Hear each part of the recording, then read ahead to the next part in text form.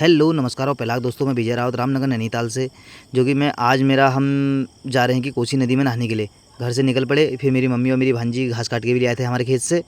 बस यहाँ से निकलते हैं अपने गांव के रास्ते से सीधे कोसी को। अब हम निकल पड़े हैं। ये फिर रास्ते में दिख गया हमें ये जिमी कुत्ता सो रखा था खाट में आराम से। फिर ये गाँव के बच्चे भी मिल गए। फिर मैं और करण चल दिए साथ में सीधा कोसी नदी को नहाने के लिए। ये हमारे गाँव का रास्ता है सीधे जो नदी में जाता है। नदी में जाते जाते रास्ते में गौ माता के दर्शन भी हो गए। और ये कहते थे, जब हम बच्चे थे तो हम इसी रोखड़ में आते थे खेलने के लिए पहले से। अब पुराने लड़के भी नहीं रहे, अब हम ही लोग बचे हैं जो भी हैं गांव में। तो कभी कभार जब मौका मिलता है तो नदी में जाते हैं मच्छी मारने के लिए, कभी नहाने के लिए। ये हमारी कोसी नदी का रास्ता है। क्योंकि जब खनन चलता था तब तो बहुत भीड़ रहती है यहाँ, गाड़ियाँ वगैरह चलती रहती हैं। आजकल खनन बंद है तो इस कारण आजकल सुनसानी बहुत है यहाँ। अभी हम चल दिए सीधा, मैं और करण दोनों जने हम सीधे चल दिए कोसी की तरफ को।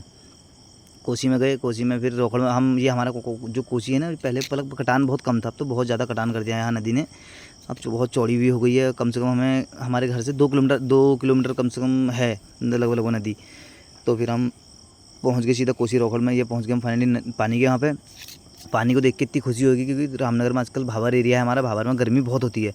इसी गर्मी को देखते हुए हम सीधा पहुँच गए नदी में। नदी में नहाने के लिए मूड बना था, सुबह से कुछ काम भी नहीं था हमारे पास। काम छोटा मोटा घर का काम निपटा के हम दिन में फिर सीधा भात खाने के बाद सीधा आ गए नहाने के लिए।